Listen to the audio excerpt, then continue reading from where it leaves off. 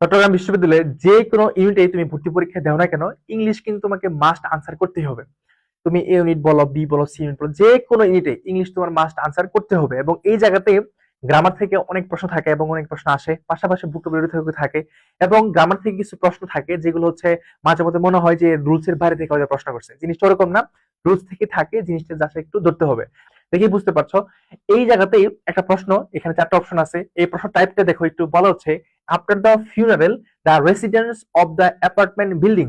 তো এটা দেখে মনে হচ্ছে কোন একটা রুলের মধ্যে পড়া নাই বা কোনো গ্রামার থেকে আসা নাই, এরকম একটা মনে হচ্ছে। কিন্তু তুমি যদি যতগুলো গ্রামার আইটেম পড়ছো, একটা কথা হচ্ছে এই পর্যন্ত তুমি যা পড়ছো এই জিনিসটা যদি তোমার মাথায় থাকে, তুমি কিন্তু ফাইনাল পরীক্ষায় ভালো একটা রেজাল্ট তুমি করতে পারবা। ঠিক আছে? তো এখানে আসলে কোনটা সঠিক উত্তর হিসেবে আমরা নিব একটু দেখো প্রিয় ভাই বোন আমার। এইখানে চারটা অপশন আছে, একটু খেয়াল করো। After the funeral the residence, এখানে মূলত যে নাউনটা আছে বা যার মাধ্যমে এখানে ভার্বটা বসবে সেটা হচ্ছে এখানে এই জায়গাটা রেসিডেন্স। ঠিক আছে? কেন? এখানে দেখো দা হচ্ছে একটা কি, দা হচ্ছে একটা আর্টিকেল, দা হচ্ছে একটা কি আর্টিকেল, ঠিক না? দা হচ্ছে একটা আর্টিকেল এবং এই শব্দটা কি, এটা হচ্ছে একটা প্রিপোজিশন, রাইট? এটা একটা প্রিপোজিশন। তাহলে আমরা তো এটা খুব ভালো করে জানি স্ট্রাকচারালি যে আর্টিকেল, হ্যাঁ এটা খুব ভালো করে জানি, আর্টিকেল প্লাস নাউন প্লাস কি হয়, প্রিপোজিশন হয়। মানে আর্টিকেল এবং প্রিপোজিশনের মাঝখানে আমাদের কি বসাতে হয়, সেটা হচ্ছে একটা নাউন হয়। এখন এই নাউনটা, রেসিডেন্সের নাউনটা, এটা অনুযায়ী আমার এখানে একটা কি বসাতে হবে, ভার্ব লাগবে। ঠিক আছে? কি লাগবে? ভার্ব। এখন এখানে ভার্ব সবকিছু সেন্ট আছে, সেন্ট আছে। এখন আমরা এটা জানি যে ভার্বের পরে আমাদেরকে একটা অবজেক্ট লাগে। কি লাগে বলতো? একটা অবজেক্ট প্রয়োজন। এখন অবজেক্টে কি, অবজেক্টটা হচ্ছে, এই অবজেক্টটা হচ্ছে যখন তুমি ভার্বকে, এই ভার্বকে যখন তুমি কি বা কাকে দ্বারা প্রশ্ন করবা, কি বা কাকে দ্বারা প্রশ্ন করবা, প্রশ্ন করলে তুমি যে উত্তরটা পাবা সেটাই মূলত হচ্ছে অবজেক্ট। তাহলে সেন্ড করছে মানে কি, সেন্ডটা করছে সেটা হচ্ছে এখানে ফেথফুলি কি সেন্ড করছে না, তো এখানে একটা অবজেক্ট লাগবে, এটা তো অবজেক্ট হিসেবে থাকবে না, বাদ দাও।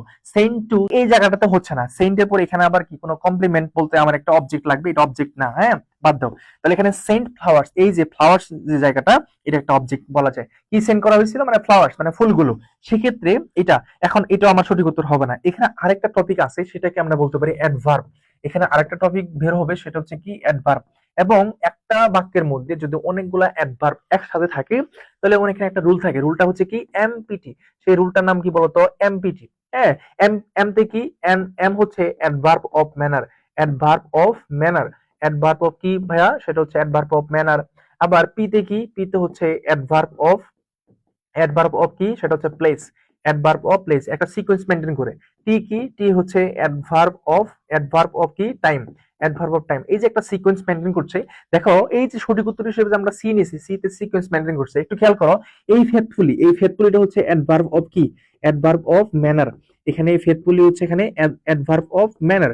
এবং টু দা, এই যে শব্দটা, হ্যাঁ এটাকে আমরা বলতে পারি adverb of place, adverb of কি বলতো? Place, adverb of place. এবং ইচ উইক যেটা, এটাকে আমরা বলতে পারি অ্যাডভার্ব অফ টাইম। তাহলে সিকোয়েন্স ঠিক আছে, বাকিগুলো সিকোয়েন্স ঠিক নাই। দেখো এখানে ফেথফুলি চলে আসছে, এই অবজেক্টের আগে চলে আসছে, তাহলে এটা হবে না। আবার এখানে দেখো এটা প্লেসটা আগে চলে আসছে এবং তারপর লাস্টে গেছে আমার কি, ম্যানারটা, তাহলে এটা হইলো না।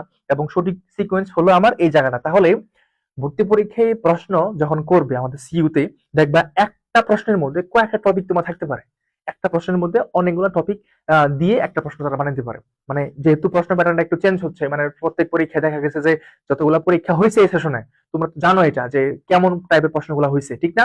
তো সিইউতেও হয়তোবা সেই ধারাবাহিকতা রাখবে, বাট একটু মডিফাইড হবে। আর এখনো সুযোগ আছে, এখনো সময় আছে, তুমি যদি চাও এখন চাইলে ক্লাসগুলো করতে পারবা, ঠিক আছে? এবং এটা এখন 2 দিন একটা ডিসকাউন্ট চলতেছে, তুমি এটা এখনো অ্যাড হইতে পারবা, ঠিক আছে?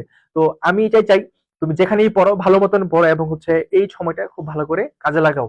এই সময়টা কখনোই আর পাওয়া যাবে না, বিশেষ করে সেকেন্ড টাইমার যারা আছো, this is the last chance, যে আর কখনোই এই চান্সটা তুমি পাবে না, এটা তোমার শেষ একটা ভরসা। ঠিক, শুভকামনা সবার জন্য।